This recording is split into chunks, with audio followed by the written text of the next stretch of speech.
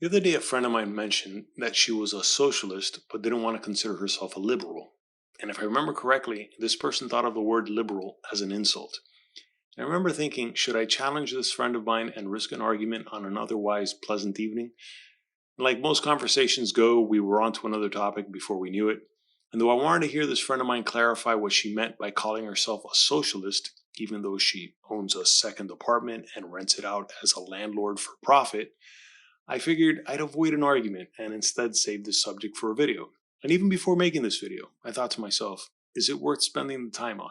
And my conclusion is yes, because at the root of so much of our country's political divide, not to mention the root of so many of the world's problems, is misinformation and miscommunication, which can turn into outright disinformation and even propaganda by certain self interests who would not benefit from solving certain problems. Yes, there are some people who profit from other people's problems and miseries. They're usually dictators, crime bosses, corrupt politicians, CEOs who give capitalism a bad name, and of course, lawyers. Anyway, I digress. The topic of this video: liberals versus progressives versus socialists. They're not all the same, and I'll attempt to prove this point by stating each's definition per dictionary.com. Now, when it comes to the definition of liberal, I'm going to go with the definition of liberalism because a liberal is somebody that supposedly subscribes to liberalism. So, number one, the quality or state of being liberal, as in behavior or attitude. Number two, a political or social philosophy advocating the freedom of the individual, parliamentary systems of government, nonviolent modification of political, social, or economic institutions to assure unrestricted development in all spheres of human endeavor, and governmental guarantees of individual rights and civil liberties. And I'm going to leave it at that. I'll leave that little screen grab of liberalism at dictionary.com for anybody who wants to read the rest. As for progressive, I'll go with the actual progressive definition: favoring or advocating progress, change, improvement, or reform, as opposed to wishing to maintain things as they are, especially in political matters, making progress towards better conditions, employing or advocating more enlightened or liberal ideas, new or experimental methods, etc., and etc., etc. For anybody who wants to read the rest of the definition, there's the screen grab. And as for socialism or socialists, I'm going to go with the definition of socialism because a socialist is a person who subscribes or believes that socialism can work. And here's the definition, which, by the way, this is a big part of the problem that we're having with so many quote unquote socialists. The way they move the goalpost and they, oh, but that's not really social. Here is the definition of socialism: a theory or system of social organization that advocates the ownership and control of the means of production and distribution, capital, land, etc., by the community as a whole, usually through a centralized government. Procedure or practice in accordance with this theory, and here I'll put in Marxist theory, the stage following capitalism in the transition of a society to communism characterized by the imperfect implementation of collectivist principles. And for anybody who's interested, I'm not going to get into this video, but there is a video towards the bottom here, forever how long it may last, how to use the terms socialism versus communism. Bottom line, they're economic systems. They're economic systems where the means of production are owned by the supposed collective, and it is always an authoritarian government. And that's why socialism will not ever work, because it erodes incentives, it bottlenecks innovation. And anyway, I can go on and on as to why socialism doesn't work, but I wanted to get more into this video is more about trying to distinguish all these terms that most people just never clearly define, even though we have the definitions for them: liberal versus progressive versus socialist. And this is why people like this friend of mine would consider themselves a socialist, yet they have a problem with liberals. And it's just confusion. And this is, I think, what is driving so much of the political divide in our country. And like I said, I think it's also what it causes so many problems in society throughout the world.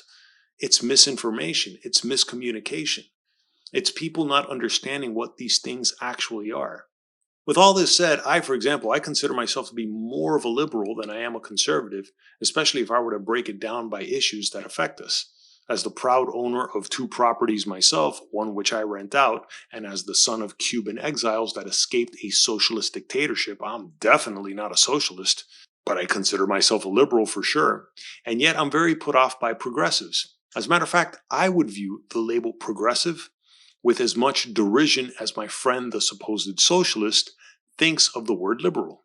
And I think if more progressives actually took the time to understand basic economics, not to mention subjects like physics and engineering when it comes to real solutions for climate change, they wouldn't align themselves with the demands of today's progressives. I would definitely have agreed with progressives of the past who advocated for the abolition of slavery, women's rights, child labor laws and labor laws in general, and of course civil rights. As a matter of fact, I would like to think I would have marched with them. When it came to the prohibition of alcohol, however, I would have gone my separate ways, considering the progressives of the early 20th century were for the prohibition of alcohol. But for all the necessary human rights issues, I would have definitely considered myself a progressive.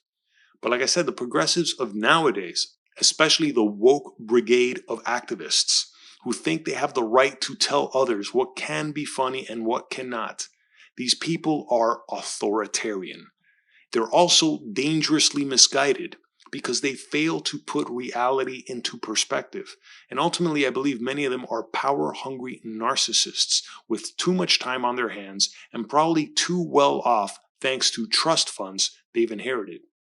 And this is what leads us to something like socialism, especially when we have career politicians such as AOC and Bernie Sanders misinforming people about the dangers of capitalism, despite the fact that they themselves have become quite wealthy thanks to capitalism that allows them to hawk their wares in a free and open market for profit. Bernie has sold many books and owns a number of homes. AOC has started some websites selling dangerously disinforming slogans printed on merchandise. These are capitalists, no matter how much they claim to be democratic socialists. Which, by the way, here's the definition of democratic socialism according to dictionary.com. Democratic socialism. Socialism, or a modified form of socialism, achieved by a gradual transition by and under democratic political processes. That would be very problematic if they got their wish for socialism. And it would be problematic for them, unless they, of course, were in complete charge of a socialist nation. And like I said, therein lies a big part of the problem, the word salads and verbal manipulation of the AOCs and Bernie Sanders of the world. I'm willing to bet if there were an MRI machine that could read not only people's thoughts but their intentions, AOC and Bernie Sanders, you would find that they are more preoccupied with appearing to be heroes and allies of the marginalized and less fortunate, but they're not really interested in the actual solutions to the problems, especially if they can't take the credit for the solution. There's a famous quote by US President Harry Truman which states, "It is amazing what you can accomplish if you do not care who gets the credit." But that is not the modus operandi of most narcissists like AOC and Bernie Sanders. And sorry for any of their supporters who might have stumbled upon this video. This is not to insult you people. The whole point of this video is to clarify the confusion and miscommunication that result from these labels of liberals, progressives, and socialists that certain people feel they need to identify with and live up to. Because that's what leads to the political tribalism we're experiencing in this country, which seems to manifest itself in just about any issue that affects us all. From climate change to COVID to hell, even the tragedy of Alec Baldwin killing someone on a movie set when it comes to gun rights. So many of our problems would almost evaporate overnight if we could all agree on the definition of words and, most importantly, on what has been proven to work and what does not work when it comes to solving our problems. And by this, I mean when someone like this friend of mine, who engages in the most capitalist of activities by owning 2 apartments and renting one of them out for profit, but calls themselves a socialist because they don't want to see inequality or poverty in society. But that's not what socialism is about. Socialism is an economic system where all the means of production are owned by the state, which is almost always an authoritarian dictatorship. And that is what causes the impoverishment and even oppression of people living in socialist nations. the eroding of incentives which lead to innovation, which lead to improving the living standard of millions. And this is what I wish more people finally understood. Socialism is not simply about sharing or providing safety nets for the less fortunate or taxing the rich and making sure they pay their fair share, especially to avoid dangerously high levels of inequality in society, all of which these things I agree with. I agree with sharing. I agree with providing some sort of a safety net. I agree with taxing the rich, especially billionaires, to make sure that we avoid these high levels of inequality. That is truly dangerous. And this is why I take pride in describing myself as a liberal, depending on the issue, of course. As far as I'm concerned, the meaning of the word liberal is to be open-minded, maybe even a little idealistic, and to be as understanding as possible when it comes to the plight of others, especially if there's something that can be done to help. I think it's a shame that the word liberal has become a pejorative and that some conservatives think they're being clever by calling others libtards. And I get it, considering how many supposed liberals in the media and academia can be so smug and condescending, especially about issues they don't fully understand.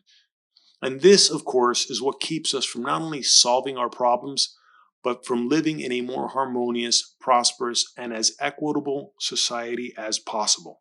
We can all get along. We can solve our biggest and most persistent problems. We just need to start clarifying what we say and mean to each other, and take a little more effort to understand what's true and what's false, what works and what doesn't, and especially who are the disingenuous, duplicitous bad actors that benefit from encouraging our ever-widening political divide. That's what tyrants and dictators do. That's how they divide and conquer. And sometimes all it takes is a little confusing wordplay that costs nothing to say in a matter of seconds, but it can have devastating consequences that can last for decades, affecting everybody. Hope this all makes sense. If you like this video, please give it a thumbs up and subscribe to the channel. Also, please check out the links down below for original artwork and prints I have for sale. And thanks for watching.